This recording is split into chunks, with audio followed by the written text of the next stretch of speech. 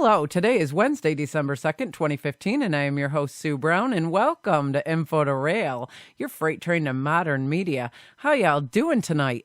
I say night because here we go again. We're having a night show, and after this one, I do have another interview coming up at 9 p.m. as well. We're very excited today. I am definitely excited to have paranormal researcher, I guess you could call him, Charlie Frates with us. He actually does ghost tours in Albuquerque, New Mexico. So I guess you wouldn't call him a paranormal researcher, you'd call him a ghost tour leader. And I'm definitely looking forward to this, as I'm hoping, has many, many scary tales to tell us. First, we're going to do a little glimpse into the missing person files. We have a teen possibly suicidal, Nicodemus Killingstad, Kyllingstad, was last seen on 11/29/2015 and reported missing after he didn't show up for class Monday at Boulder Creek High School in Anthem, Arizona. His family believes he may be endangered and are concerned about the cold overnight temperatures. He left 2 detailed suicide notes. Nick is described at 6'2". He weighs 200 pounds, has shaggy blonde hair and brown eyes. Anyone with any information on his location, please contact the Maricopa County Sheriff's Office at 602-876-1011 or the City of Phoenix Police Department at 602-262-6151. You know, these days I'm looking around and I see that there's so much suicide and there's so many depressed people who are out there, wanting to take their lives and such. And I'm here to tell you that no matter how bad you think life gets, it's not worth it. You know what? There are people out in the world like myself who are there for those who are depressed and need somebody to talk to. I'd be there for anybody who needed somebody to talk to. Life sometimes is hard, but from my viewpoint, and this is just my opinion, but this is my message to all of you out there. God loves you all, and Jesus loves you, and you know what? He's always there for you. So put your faith in God and believe that things will be better tomorrow. And you know what? The more you believe in Him, the better life gets. Okay, we have another one that's updated 8/22/2015. A $5,000 reward missing case from Las Vegas, New Mexico since June 30th of 2012. Please help find Cindy Rivera. Family claims young mother kidnapped. Claims they know who did it. They're posted men's pictures on there. Miss Rivera was last seen in her home in Las Vegas. Miss Rivera was last seen wearing pink-colored silk pajama bottom pants and a white spaghetti strap shirt. It is believed that Miss Rivera may have left her residence in an unknown make purple-colored vehicle with possible New Mexico license plate JFZ 534. The family of the missing young mother has taken matters into their own hands, posting pictures of the men they think kidnapped and possibly killed the 19-year-old. Everybody called her Tig. Jesse Rivera said about his daughter, Cindy. Nearly everyone in Las Vegas, New Mexico is wondering where the former high school track star is. Cindy Rivera had just pajamas and slippers on when she left her home early in the morning on June 30th. She said, "Dad, I'll be right back in a minute," and she never came back, Jesse Rivera said. When her sister looked for her, they knew right away something wasn't right. They saw her slippers were in the road and there were signs of a struggle. The family believes they know who is behind Cindy's disappearance. They posted the men's pictures all over town, hoping that someone will give them answers, but state police say those men have hired lawyers and are not talking. One of the men is the father of Rivera's oldest son. The agents have served search warrants on the boyfriend's house. Lieutenant Robert McDonald with state police said. The family says he's been bragging that he killed the mother of 2 and buried her out in the middle of nowhere. We've done aerial searches, says McDonald. Rivera's family says not knowing what happened is the hardest part. Please have sympathy on me and let me know where my daughter is, Cindy's father pleaded. If she's still alive, please give her back. we will give you the reward. And if she's dead, let me know where she is so I can at least give my daughter a proper burial. There's a $5,000 reward for information that leads police to Cindy Rivera. If you have any information, please call State Police Detective Mark Elsfield at 505-425-6771. As I tell you guys every week, and I cannot express it enough, it is very important to me and to the families of these missing people that we're all out there doing our part, looking for these missing loved ones of people. I can't imagine having a loved one of mine missing, but I can imagine their devastation and their feeling. So, that has got to be the hardest thing in the world, is not to know, just like this father said. So let's do our part out there, guys. We're going to take a short break, and when we return, we are going to have Charlie Frates with us today. Stay tuned. Don't go away. We'll be right back. Okay, we are back with Charlie Frates. Charlie has been a resident of Albuquerque, New Mexico since 2008 and hails from Long Beach, California, where he worked for years for a Los Angeles Times. As an avocation, Charlie worked professionally as a voice-over artist, and his voice has been heard in airports across the country, as well as radio and television commercials performing announcements for products ranging from Honda to Quaker Oatmeal. An avid fan of the paranormal, Charlie has always believed in something on the other side and enjoys the dark mysteries of ghosts, angels, and demons. He has been guiding Old Towne Ghost Tours in Albuquerque since 2012. Hello, Charlie, and welcome to info2rail, and thank you so much for being on the show. Well, thanks for having me, Sue. Pleasure to be here. Can you start off by telling our listeners a little bit about you and what you do and how you got started? Well, sure. I'm a transplant from Southern California. Lived there most of my life, working for the LA Times newspaper. I got laid off. We downsized, and nobody wanted to hire a middle-aged guy with the kind of salary that I was commanding. So I moved out to the Great Southwest to join a friend of mine who started a small business, and I helped him develop it. But it works out of my home, and I was getting a little lonely, if you want to know the truth. So I was looking on Craigslist under little part-time fun things to do to get me out of the house, and there was a strange little ad asking for potential ghost tour guides in Old Towne, Albuquerque.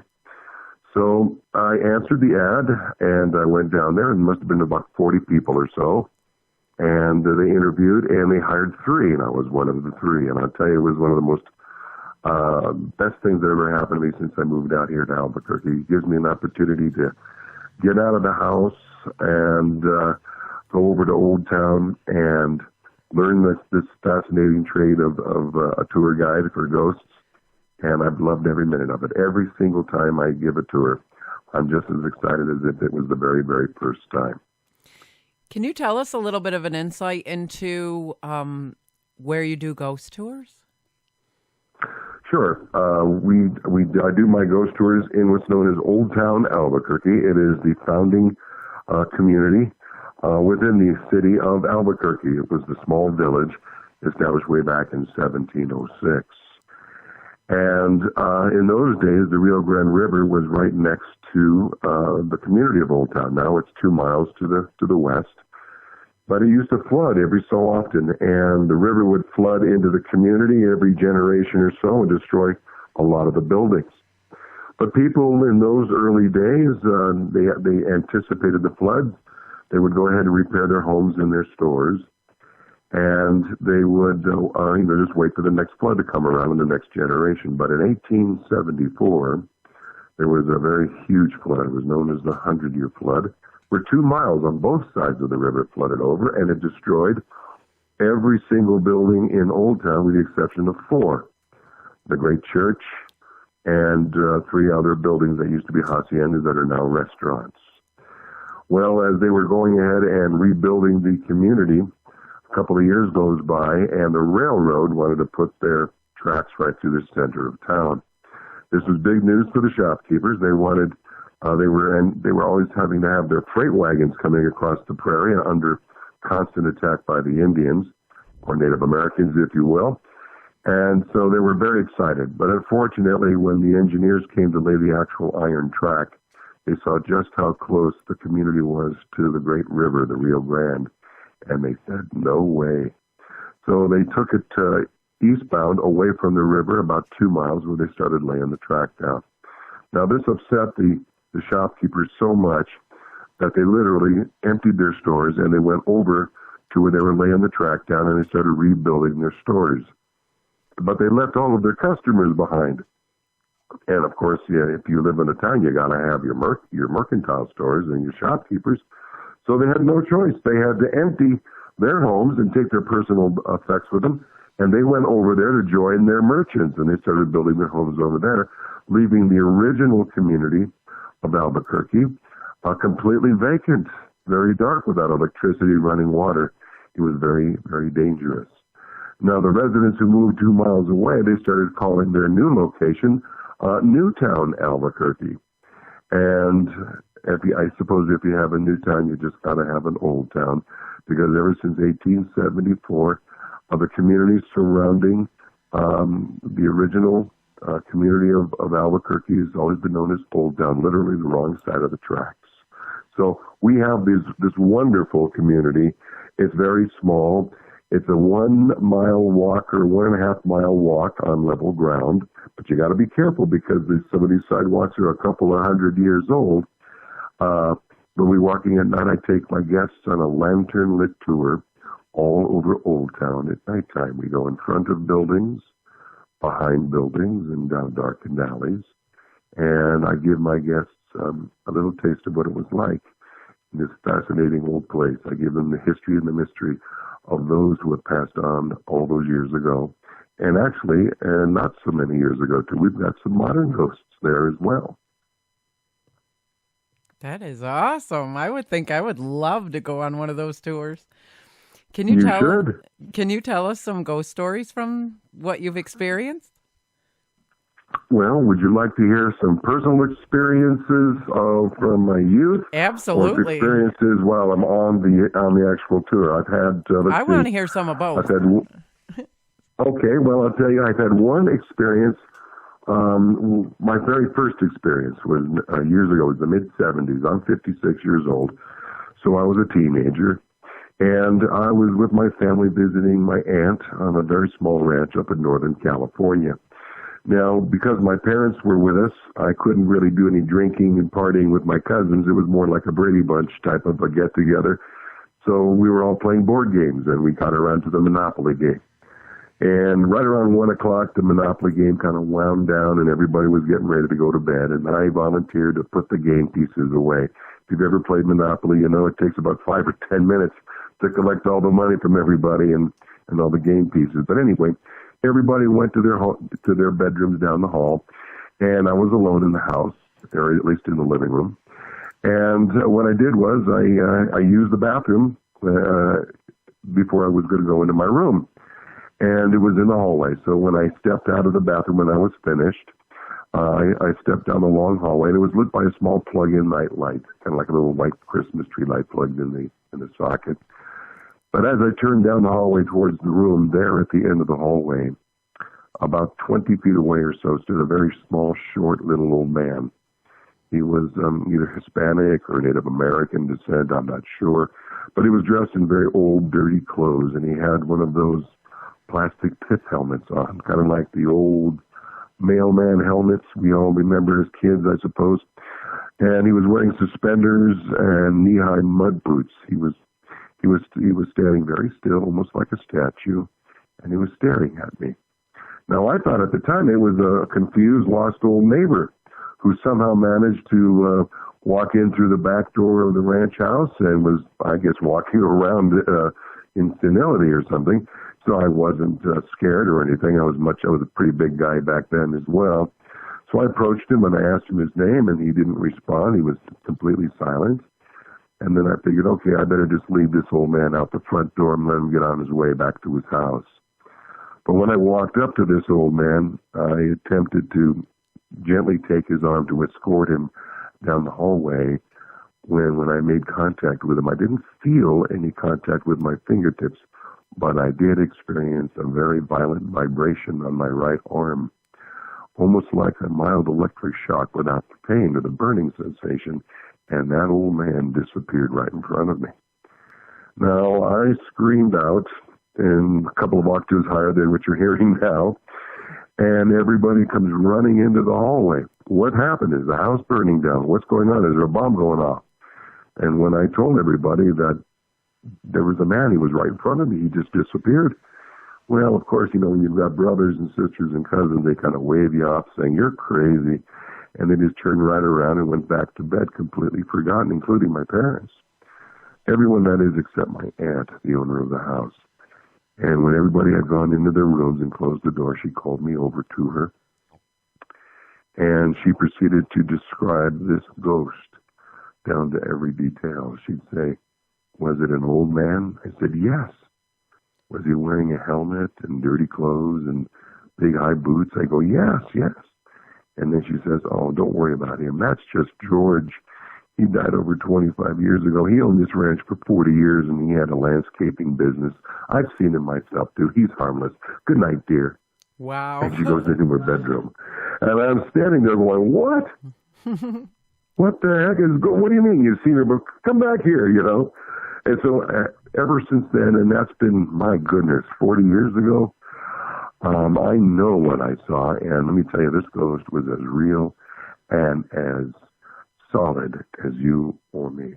That is awesome. So, yeah. So the years pass, and of course, I don't have any more experience with the paranormal, and it was forgotten until I got up a job working as the ghost tour, one of the ghost tours over at the tours of Old Towne. And back in 2013, I was given a tour. And at that time, one of the stops along the tour was a small adobe chapel in the rear of a patio called the Hidden Patio Escondido. Now, today, we don't have that stop. It was the one stop in the tour that we actually could go inside a building, because when we give our tours, 99% of Old Towne is closed. These are all private merchants, and when the sun goes down, so does the town. Other than an occasional restaurant that'll stay open. And so at this particular place, we had keys to get in the patio, and we had a combination, a lock, a combo to get inside the little chapel in the back, where my assistant would go inside the pitch black chapel and go around to the front big doors and unbolt the big doors to open them up for my guests to go in. So I would be prepping the group regarding the ghost that was in there, known as the Lady in Black. Now, I don't want to tell you the story of the Lady in Black, because this is different from what I experienced, but it is one of the creepiest, and it was at the time the most popular stop along the tour. And so anyway, it was pitch black, and my assistant would go in there to double check, make sure there's no undesirables in there, make sure the ghost isn't in there. We have had times when the ghost has been seen and we will not go in because it will frighten our guests, and we don't want anybody screaming and running into a brick wall or something. But isn't that what they're there for?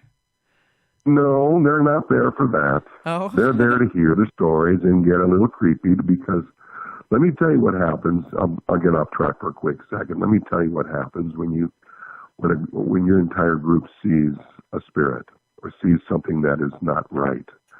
What typically happens is that everybody sees it. They become deathly quiet. They look at each other. Their mouths drop open. and the tour is over. Aww. They walk away. They go back. They scatter back to their cars in silence like little cockroaches. And you're standing there, and you've got 5 more stops, and nobody gets any tips. I mean, the tour guys don't get their tips. So I don't want anybody to see a ghost. Man, not me. I'd be so excited. I'd be like, let's go to the next one. But every single one of them walked back to their car, and this has happened several times and over the years on our tour. Anyway, getting back to my story, so my assistant goes into the small chapel. It's pitch black. No candles are allowed in there. She unlocks the big doors, unbolts them, and opens them up and gives me the thumbs up. All clear. Nobody's in the chapel. I then lead the group into the front of the chapel, the reception area. And when I step through into the chapel, and as I'm guiding the folks into the reception area, something catches my eye. Looking into the actual chapel towards the altar, behind the altar is a ledge, and on that ledge are candles, unlit candles, religious candles with glass around them. We've all seen those. But suddenly one of those candles had a small ember appearing on its cold wick, and then it self-ignited. And then the flame rose on that candle up to 2.5 inches, and it completely illuminated the interior of the old chapel there. Something had lit that candle, and I was standing 30 feet away, 20 feet away, along with my assistant. She looked at me. I looked at her, but what could I do? The guests are walking in expecting a ghost story. And so I had to act like I know what I was doing. Come on in. They're going, oh, how cute. You got a candle lit in here. I'm going, that's right. Come on in. So everybody gets comfortable in this into this chapel. So my back is to the lit candle. And, of course, I'm very nervous because the hairs on the back of my neck are standing completely out. And as I'm speaking to the group, telling them the ghost tale of the lady in black, one of them says, what's going on with that rosary? Well, I turned behind me, and next to the candle stood a small statue of the Virgin Mary. She was slightly bent in prayer with her hands clasped together. Somebody had reverently placed a set of rosary beads around her neck, and the crucifix was hanging suspended away from the statue's body. But this rosary bead was swinging back and forth like a pendulum, and the crucifix was spinning as it was going back and forth. And at that point, I said, you know what?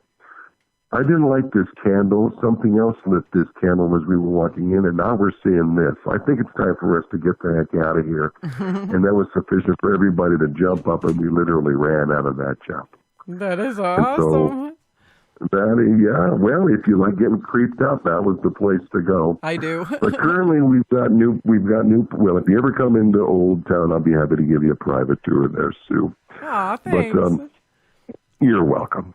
But unfortunately, we've got a new property manager over there who doesn't want anybody touring the property after dark because of liability issues. We're in negotiations for hopefully future tours that we'll try to convince that property manager to let us get back into the chapel. It was one of the most favorite stops. It scared a heck of a lot of people, I tell you. Yeah. I would have loved it, Would you like to hear another one? Sure, absolutely. No, let me take a sip of my water here. Okay. Now my other personal experience, my final experience that I've had in my life, also happened in Old Towne. It was November of 2013, and my family had come out to visit me. I had a brother and a cousin and their wives. Well, I took them out to dinner in Old Towne, and there was a very, very lovely restaurant there where I was the designated driver, and everybody else had wine. I did not have a drop.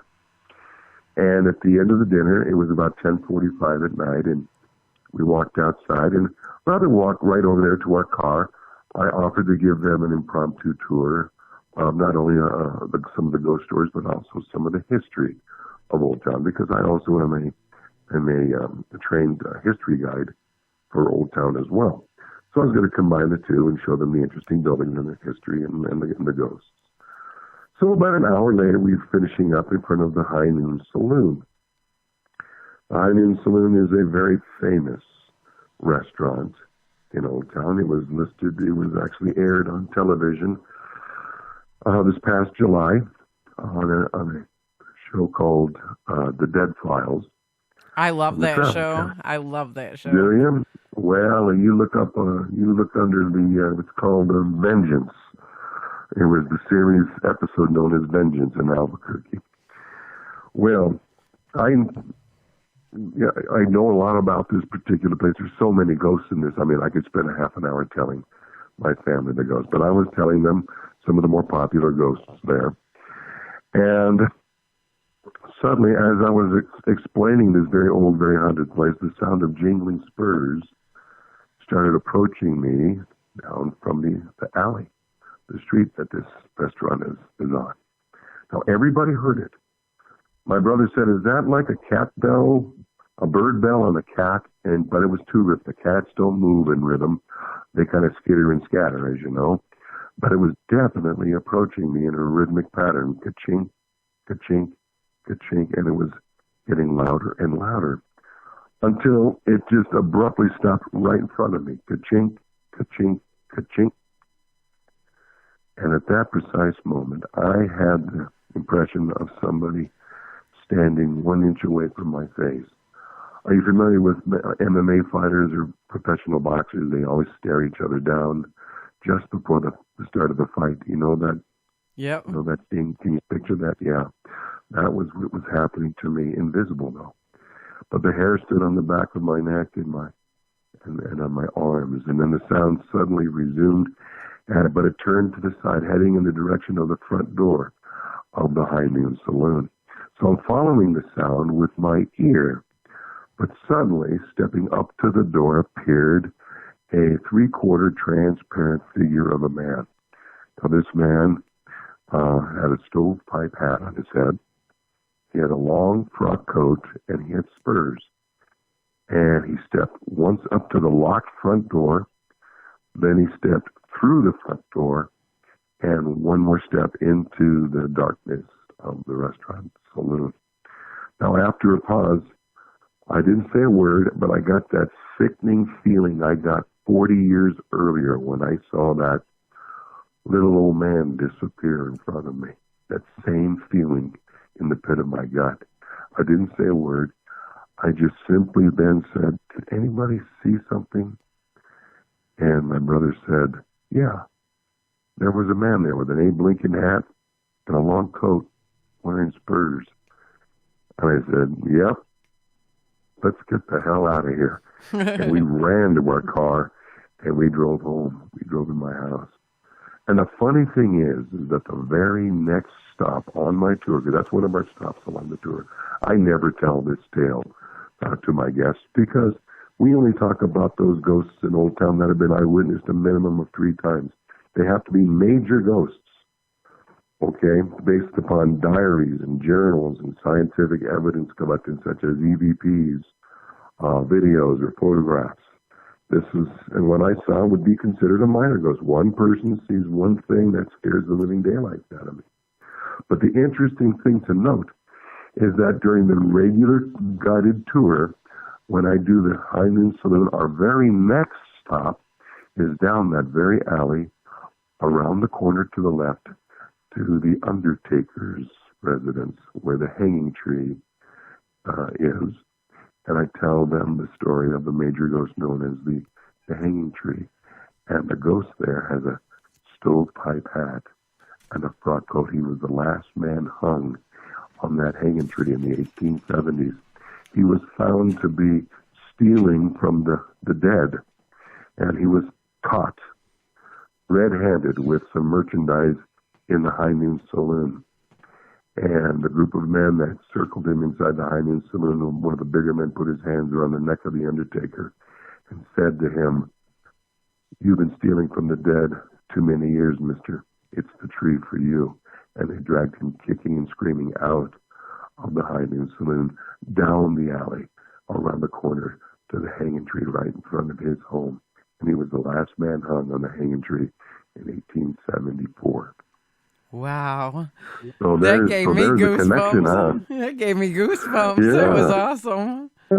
Yeah. So, I mean, there's over a dozen major ghosts in Old Town, and there's probably many, many more.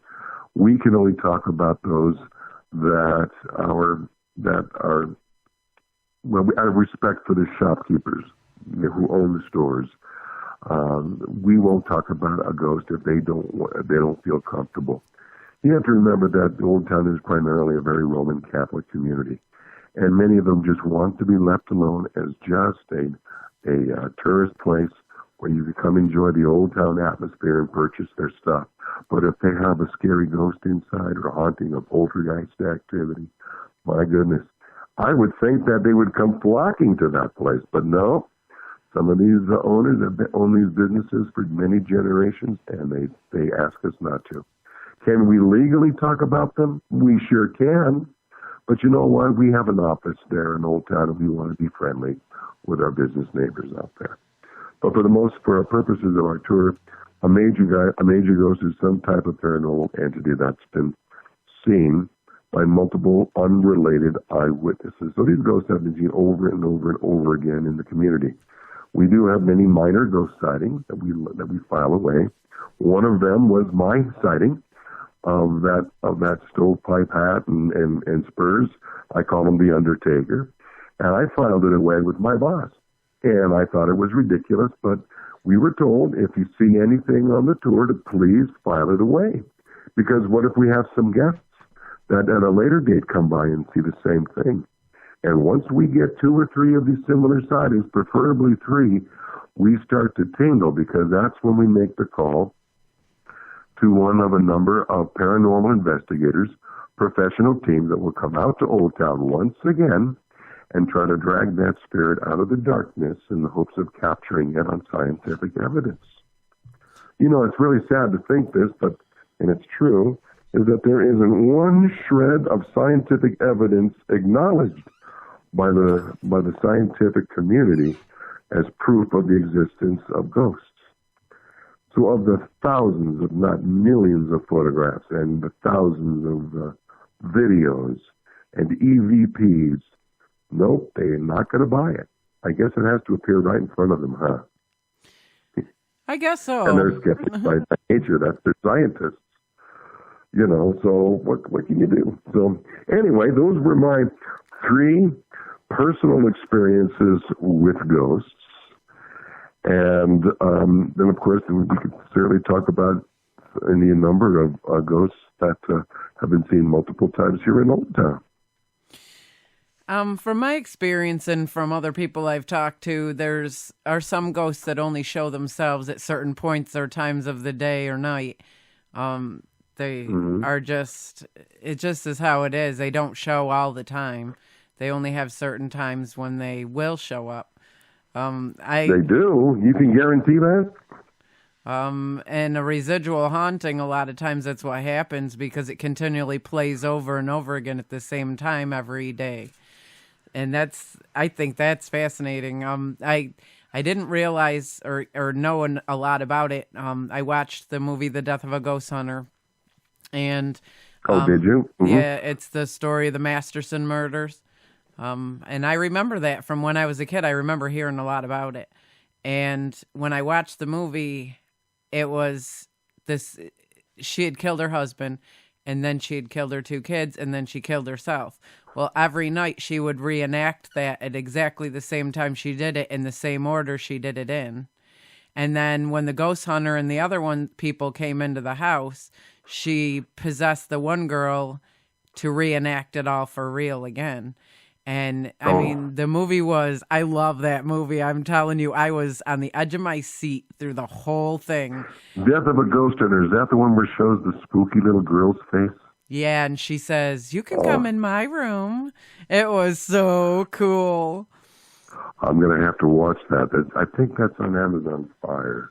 It's on Netflix. Sure. Well, I know it's on Netflix. Yeah. I got it on Netflix. But you're right about residual hauntings. I can't tell you that we can guarantee. I mean, we have ghosty shirts, okay? We have the New Mexico Zia symbol, which is the symbol of New Mexico with a ghost, through the circle of it, kind of like Ghostbusters. But we say we can guarantee you could see a ghost. We show them our shirts, but we certainly don't guarantee. You'd be surprised how many people who take our tour says, "Are we going to see a ghost?" And our typical response is, "If I can guarantee you to see a real ghost every single time we have a ghost tour, I'd be a multimillionaire living in Hawaii or something." But no, we try. Well, that Undertaker is a residual haunting. We know this.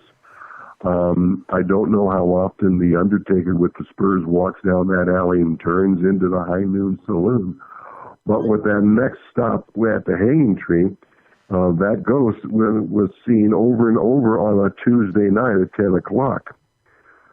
About 30 years ago, we had an old man who had rented that place to sell jewelry, and he liked to be out there on the front porch on his rocking chair, especially in the summertime. And at precisely 10 o'clock at night, he remembers this because of the chimes going off on his clock on the wall inside his home. He heard them. A mist appeared at the base of the hanging tree, and through the cracks in the old brick formed a mist of a man wearing a tall top hat, a frock coat, and it glided up the stairs of the front porch of the house, through the locked door, all the way to the rear of the property to where the slab used to be, where he prepared the dead. He saw this on a Tuesday at 10 o'clock. He thought he was crazy, not crazy, but just tired.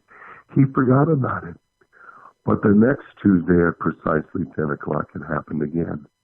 And the next 2 more Tuesdays. So who knows how often that ghost has appeared at 10 o'clock on a Tuesday at nighttime and just does this repetitive motion, this endless loop tape of eternal time, walking into his home. But that all ended because on the 5th Tuesday, he had convinced 2 or 3 of his associates, business associates in Old Towne, to come down to his property and stand on the porch just prior to 10 o'clock at night. He's going to show them without a doubt that there's a ghost that appears, and they're going to see it. Now, they warned him, you better be right because we don't talk about ghosts in this community, and you'll have to leave. He said, I know that, but I know what I've been seeing, so show up. And so just a few minutes before 10 o'clock on that Tuesday night, they waited. But unfortunately for the old man, 2 days before on Sunday, a great big storm hit Albuquerque. We got some pretty wingdingers of some windstorms. Some of them are hurricane class, 80, 90 mile per hour microbursts. And the old tree, the old cottonwood hanging tree, had this magnificent branch that just jutted out right over the road. And that was the actual hanging branch of the tree.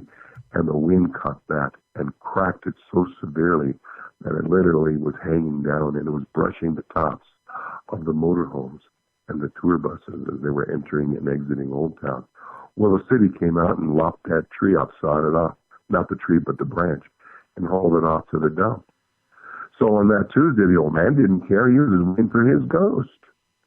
But 10:01 chimed off, and then 10:05, and then 10:10 with no ghost.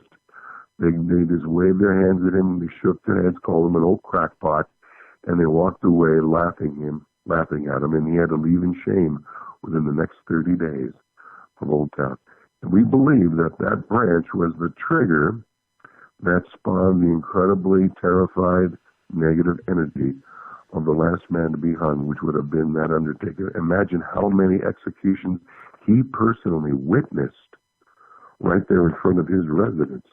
All he had to do was go to the back of his house, bring back a donkey cart, and hold it under the dangling feet of the dead man and have it lowered down conveniently on his cart, and we would just take it to the back of the slab to prepare him for burial. But he's seen these men die many, many times, and now it was coming for him, and he knew what he was facing. Imagine the terror that exuded from that man. Wouldn't you agree? Oh, yes, I would. This is awesome. Now we just need like a nice little bonfire here because these stories are awesome. Well, I'm glad you like them. I mean, these are actual tales. Oh, I know. We don't tell stories. I don't like calling them stories. I'm sorry. I mean tales. I love it. I know we all like to say ghost stories, and I make that mistake too, but I try to keep myself. I mean, I love doing this. It's so much fun. And so there's many, many ghosts that we talk. It's a 2-hour tour, about an hour and 45 minutes. And like I say, we take everybody on one roundabout tour on flat ground through Old Towne. We take them, like I said, in front of the buildings and behind the buildings. And we have a ghost that has been seen in the front as well as behind the building. Would you like to hear that one? Absolutely. Okay. Well, you got to tell me when to stop now. But, it was when the railroad put down their tracks over at in Newtown, Albuquerque. It was the Chinese who laid the actual iron down over there. Actually, it was the Chinese, the African American, and the German.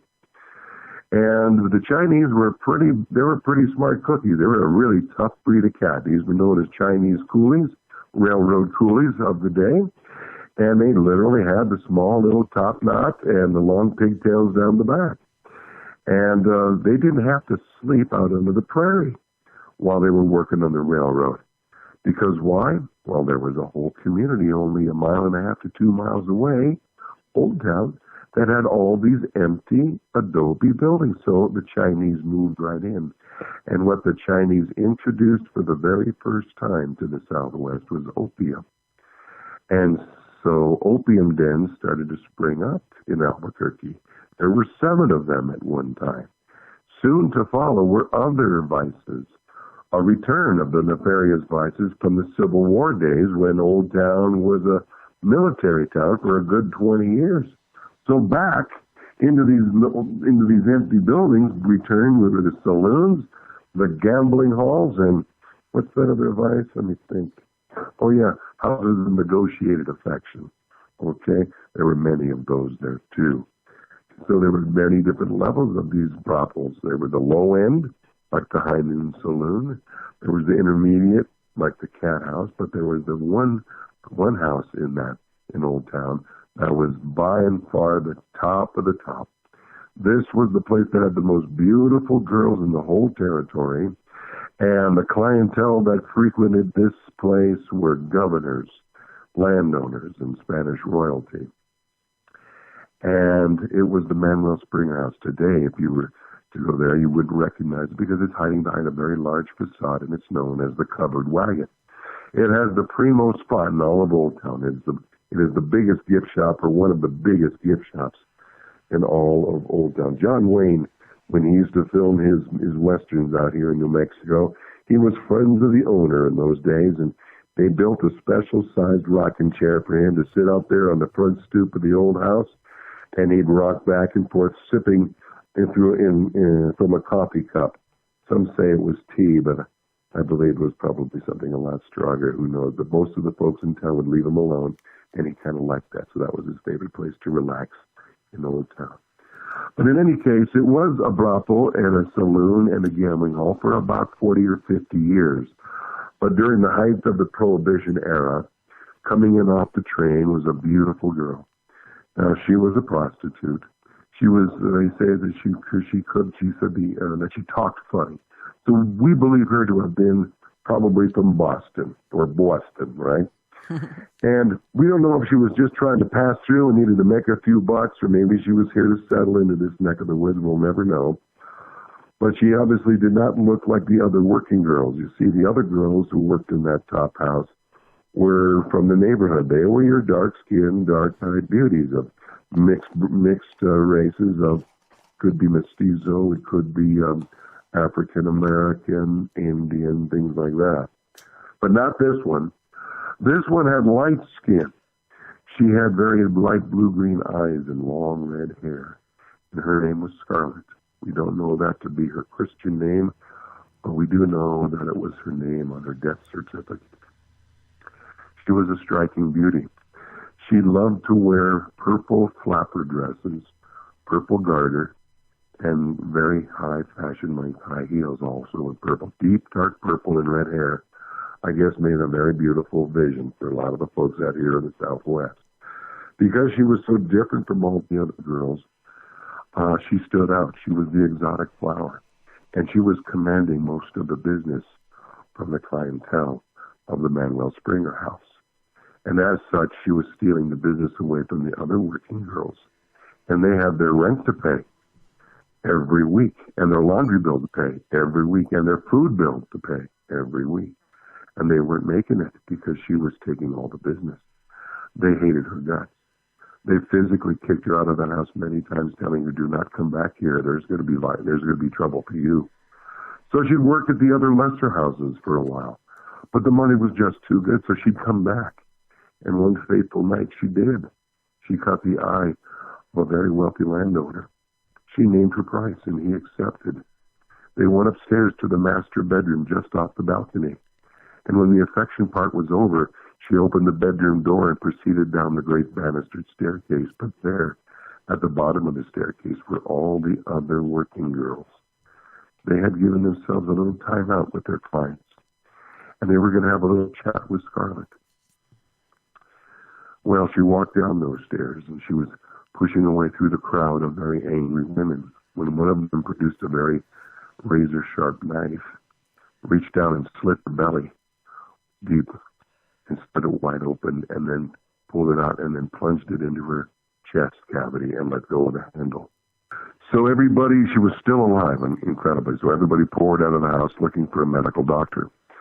Now, they found 2 doctors in Old Towne that night. The first one was over at the High Noon Saloon. He was drunk. He was playing poker. There was a lot of money on the table, and for the first time in months, he believed he had the winning hand. So he turned to the runner, and he said, "I'll get to Scarlett just as soon as the hand is over." And incredibly, he turned back to the game, turned his back on that runner and Scarlett. The other doctor would double as the town veterinarian. He was over at Herman Bluer's farm, and he was delivering a big plow horse. Now, that mare had a foal in it, that had turned, and that animal was dying, and so he was trying to make the birth correct, and he couldn't leave the animal. The animals were suffering, so he turned to the runner and he said, "I'll get to Scarlett as soon as I save the lives of these plow animals," and he turned back to his work. So with 2 medical doctors unwilling to come to the aid of a fellow human being, Scarlett died in that house on those stairs. All right, now the years roll by. Now it's mid-century America, 1949, 1950, 51. Route 66 is opened up. It's been open for a number of years, and tourism is really starting to bloom in Old Towne. So tourists would be walking into the covered wagon, purchasing things. And in those early days, there they would see the big staircase, along with a hand-painted sign talking about Scarlett the Harlot and the murder stairs. Well, this was great for the tourists because Dad would put the kids on those stairs after he'd read the cool sign, put his wife on the stairs, and he'd take a picture of his family. But when he'd get home and get those photographs developed, there's his wife, and there are the kids on the murder stair. But wait a minute, who's that half-naked redhead looking and winking back into my camera? It was Scarlett in the middle of the picture.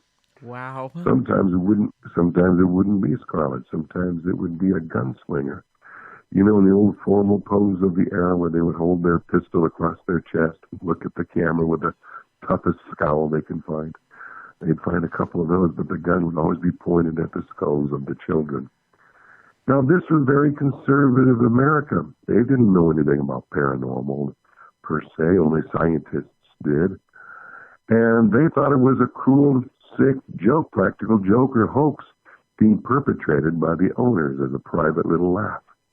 And that angered them, and they were sending nasty telegrams and letters, so many, in fact, that the owner decided to tear up the story of Scarlett the Harlot on the murder stairs and literally had to wall up those stairs.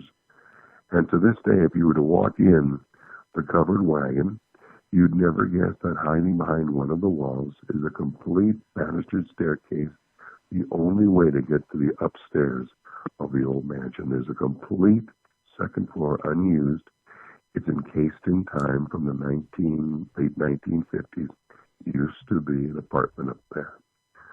So we didn't see Scarlett for a number of decades after that. And now near the end of the 20th century, in June of 1998, the big main church, San Felipe de Neri, holds its annual carnival for charity. No cars are allowed in town, in Old Towne, just the little fun rides for the children. Well, because it's a 3-day event, they like to open it on a Friday in the summertime, and it's open till about midnight. And right around midnight, 2 young men were standing on the corner just across the street from the Manuel Springer house, the covered wagon. Looking up on the balcony at near midnight stood a woman with long hair walking back and forth in front of 2 barred windows, staring off into the plaza. Now, this woman had red hair, long waist-length red hair. Now, everybody knows who lives in Albuquerque knows that nobody lives upstairs. Nobody even goes upstairs. There's no way to get upstairs. But what really caught their attention was the fact that she was completely naked. And this was a Catholic event. And the priests are walking around. And so these two young men are starting to whistle and holler at this woman to get back inside because she's going to get in trouble. Well, Scarlett this was a residual haunting from Scarlett. She was doing exactly the same thing, going back and forth, staring off into the trees, and then repeating the same motion. Perhaps this was the way she drummed up business after hours. Who knows? Back in the 1920s. In any case, all the commotion those young men were making was attracting other customers, other citizens of the town, and they started gravitating towards the boys, saying, "What are you guys looking at? What are you yelling at? What's the commotion?" And they would look up at that balcony, and guess what? They'd see exactly the same thing, a very beautiful, however, a very naked woman on that balcony, walking back and forth, looking as real as you or I. And so suddenly there was a group of over 30 people right there on the street, right below the balcony, and every single one of them were screaming, trying to get her attention to get inside and be a decent woman. Because this is a Catholic event. Some of these women were holding their hands over the eyes of their kids and their grandkids. When suddenly she does something that really kind of freaked everybody out. She goes to one of those barred windows, makes the motion of opening up an invisible door, and she walks right through the iron bars. Now everybody in the crowd saw it. Everybody let out a gasp.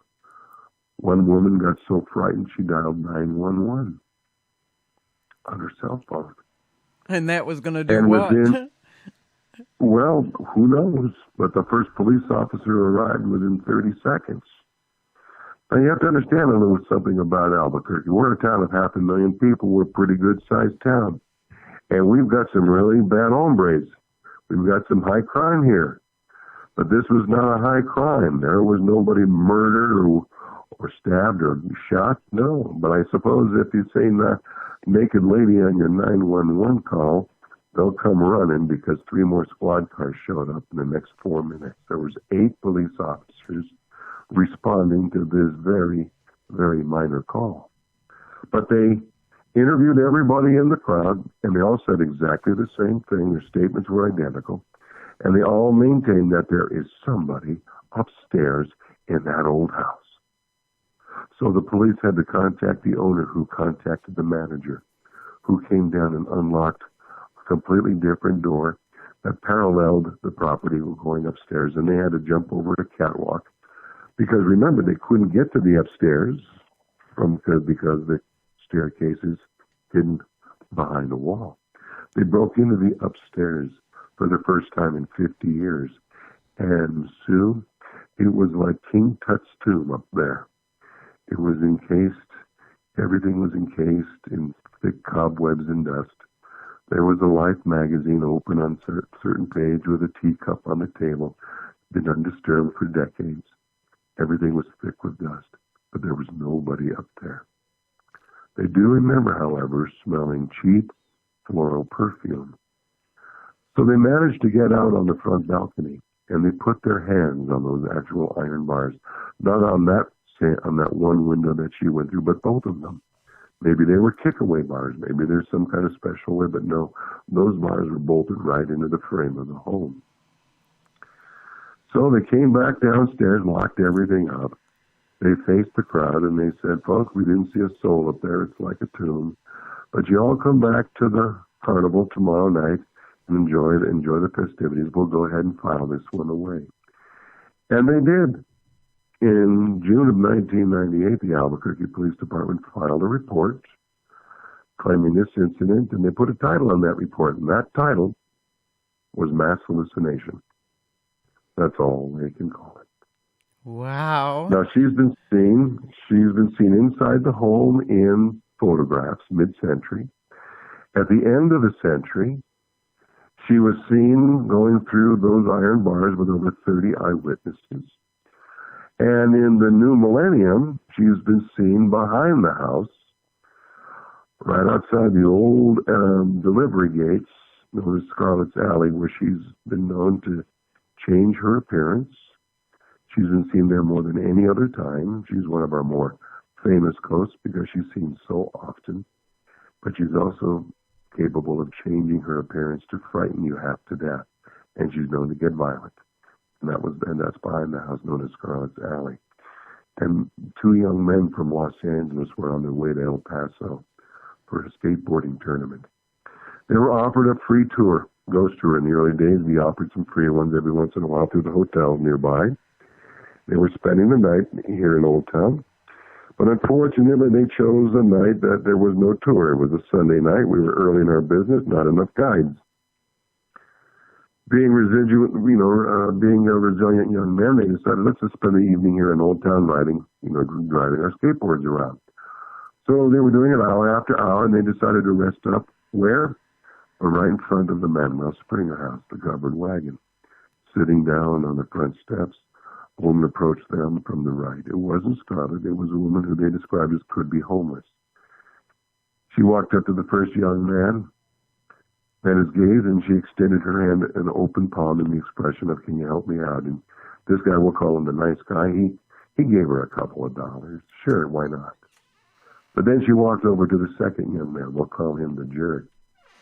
She caught his eye, and she extended her palm, and he looked at her and he said, lady, I'm not giving you a dime. You're just going to use it for drugs, and I'm not going to play that game with you. And his friend said, give her some money. She's probably somebody's mother. She's a human being. She's probably legitimately hungry. Do the right thing. So the jerk reached into his pocket. He pulled out a handful of coin, and he just scattered that loose change all around the street, right at her feet. Well, this embarrassed his friend, the nice guy. He gets up and he walks away, ashamed for his friend. But not the jerk. He was waiting for eye contact with the woman. And when the eye contact was made, that woman gave him a look that could kill. And that's when he said, I hope you like your money. He jumps up and he gets on his skateboard and pushes off. But unknown to him, his shoelace was untied. And it got tangled in the front wheel of his skateboard. And he kind of did an endo off the end of the skateboard and did a little barrel roll. So he gets up really quickly and he faces the woman thinking that she's going to laugh at him. But guess what? She disappeared. Where'd she go? We'll never know. Now, the interesting thing to note, Sue, is that this community was built in defense of the Indian Wars of the 17 and 1800s from the Apache, the Comanche, and the Navajo. And so these buildings are built where it forms a natural wall. These buildings are basically touching each other. I'm not saying they're the same buildings, but they're so close together, it's impossible for a human being to get squeezed through. There are no alleys or alcoves in between. It was for defense. Where did she go? We'll never know. But we do know this. We believe that this was the trigger that would happen next. So that young man took off his shoe because it was all entangled in the wheel, and he walked about 150 yards, about 100 yards or so, to a very famous restaurant nearby called La Placita. He sat down on the curb with his friend, and as he untied his shoe lace and he put his shoe on, as soon as he tied his shoe, there at the mouth of Scarlet's Alley stood Scarlet, about 50 feet away. She was described by these young men as a beautiful redhead with long red hair, purple mini skirts with a garter and high heels and long red hair, and she was seductively beckoning those boys silently to come talk to her in the alley as she was backing up into the darkness of the alley to follow her. Well, they couldn't believe their good fortune. They get on their skateboards and they push off, and within a few seconds they're at the mouth of that alley. But when they look down the alley, she's all the way at the end of the alley, 250 plus feet away, in front of the gates to the Manuel Springer house. She was still beckoning them to come all the way down and join her. Halfway down the alley, she turns in the direction of the gates and disappears. Well, when they get to those gates, she's nowhere to be found. They check the very end of the alley. There's nothing there. There's no other exit out of there. She has to be behind those gates. So with the nice guy standing facing the gates, and the jerk standing directly in front of these gates, and these are two gates that open down the center. There's two gates facing each other, swing gates, if you will. He's pounding on the gates. And after a number of poundings, and he's swearing over through the timbers and calling her every name in the book, suddenly they both hear a very feminine voice say, "Just a minute, boys." And they heard the unlocking of a padlock and heavy linked chain being unwound around the gates handles. And the jerk standing right there saying, "Okay, let's go ahead and open up these gates. Let's get to parties. I'll get some drinks. We'll party. We'll do this. Let's get out of here." When boosh, those gates blast open into the alley, knocking him to the ground, and they stay open. The young man standing there, the nice guy, he sees the open courtyard and the back door to the mansion under the moonlight. It was a summer night, full moon that night. He sees nothing, but he remembers a icy cold blast of air hitting him right in his face. But the jerk sitting on the ground, knocked to the ground, he could also see inside that courtyard. And stepping out from the moonlight into the alley was a monstrosity of scarlet. She was no longer beautiful. She was rail thin, paper white skin. Hair was missing in large chunks from her skull, exposing scalp and skull. The left side of her face had a wicked, wicked knife wound, exposing a half smile like the Joker. And it was exposing teeth and muscle and molar. And she was not wearing a beautiful dress. She was wearing purple rags with a slit, horizontal slit above her navel, and black oily substance, they claimed. Black oily liquid was pouring out of it. She stepped out into the alley. She did a half step, and with her palm open, she extended it to that jerk, just like the woman did not a few minutes before in front of the home. Well, the jerk, his eyes were getting bigger and bigger, starts to crab walk backwards. And Scarlet gave him a look that could kill, and very casually walked back into the courtyard as the gates by themselves skidded closed to a stop and a click shut. Wow. Yep. So the whole idea is that you do not disrespect women near Scarlet's Alley or in front of the old Manuel Springer House, because if she finds out, she'll visit you. And she's been seen many, many times. Wow. I think I changed my mind. I think that my first trip out of here to go visit anywhere is going to be there. There you go. I'll be happy to give you a tour, either with a group or with a private tour, whatever you like. That would be so But these are the type of stories that we tell. I don't want to give away the whole story here, but we've got, at least 4 or 5 more stops very similar to that we talk about along the tour, and we enjoy it. I encourage all of your listeners to go on TripAdvisor under reviews for tours of Old Town, history and ghost tours of Old Town, Albuquerque, and you'll see that we have an extremely high rating. We get 4 and 5 star ratings. People love our tour.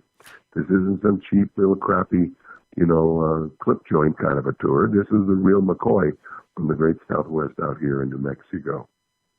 Can you give us your website for this so that we know where to go so we can check out your site?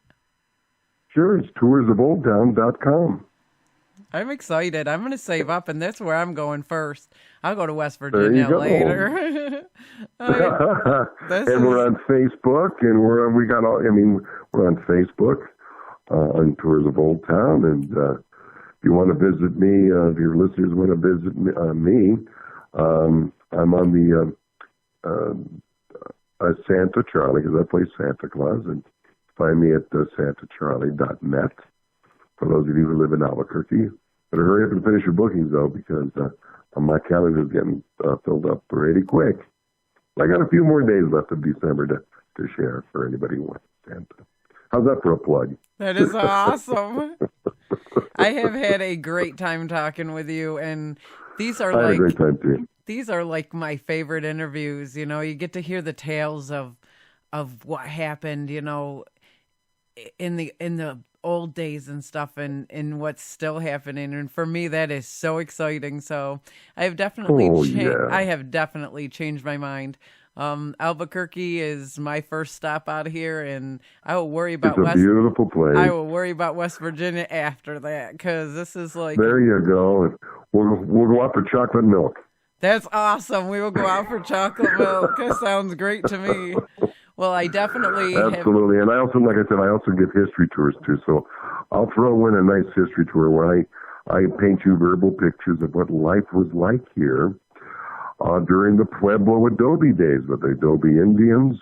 And then on that fateful day in 1540, when the Spaniards, the conquistador Coronado, comes in on his horse for the first time and scares the living daylights out of the Indians. And for the next 300 years, how the Spaniards had taken over the territory and a revolution and all that good stuff. Fascinating history. It is. I love history. I love this stuff. This is like what, I don't know, it's my fascination. But more than anything, I love the ghost tales and, you know, what happened. And, you know, that stuff to me is so fascinating because, like, I'm stuck in this little town I've been in my whole life. So to hear what goes on is amazing to me. So, but I definitely would like to have you back on to chat with us more about this, because this was like one of my favorite interviews. This was so fun, and I am so grateful that you took time out of your busy schedule of touring to come on and share with us. Sure, absolutely, Sue. You know, anytime, you know, it's so fun to be with folks. I mean, we have a Toast a Ghost, which is a haunted pub crawl that I also guide.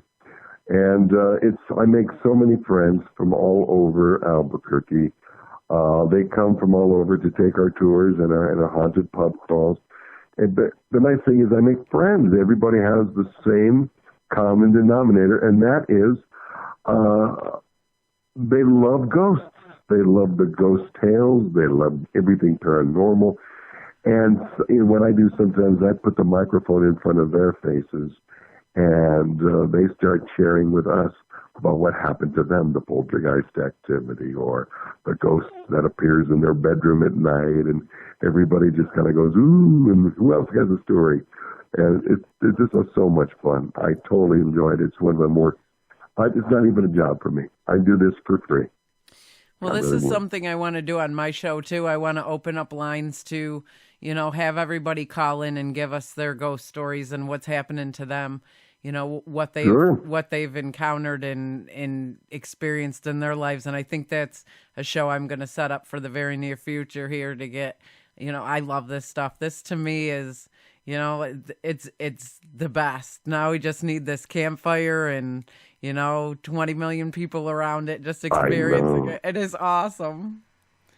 Well, I wish you the best, Sue Brown, on your radio show. I hope you become nationally syndicated and nationally famous. Who knows, maybe world famous. You could be the next Art Bell, huh? Yeah, he's pretty awesome. I wouldn't mind. Him and George Norrie are my inspiration. So, but thank you so much for that. That means a lot to me. Well, you're very, very welcome, Sue. You seem like a very, very nice person, and you're more than welcome to give me a call and visit me anytime. Well, thank you. I definitely will, and you have a great night. Thank you, Sue, and let me know when I can hear it, okay? I definitely will. All right, sweetie. You take care. God bless. Be safe and stay healthy. And God bless you, too. Bye-bye. Bye. You guys, that was an amazing interview. I had so much fun.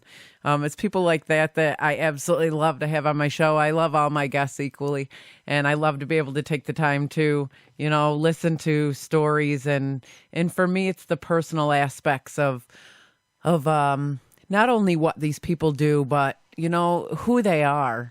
And this guy has definitely got character. He was a lot of fun, and he's very lucky to do the amazing fun things he gets to do in his life on these ghost tours.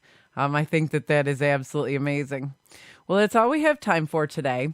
We post all our shows on YouTube, and if you want to know more about our guests and upcoming shows, please feel free to visit info2rail, our webpage. Just Google info2rail and click on our Google Sites page. And from there, you can go to YouTube, or you can just type in info2rail and go straight to YouTube. I want to thank you again, each and every one of you, for joining us here on info2rail. If it wasn't for the guests and the listeners, I would not be able to do the amazing fun things that I get to do and have, these amazing opportunities to talk with people in their walks of life. I am definitely blessed. And I want to say God bless all of you. And I hope to see you here each and every week. May God bless you and keep you, and may his face shine upon you in these uncertain times. We'll see you soon.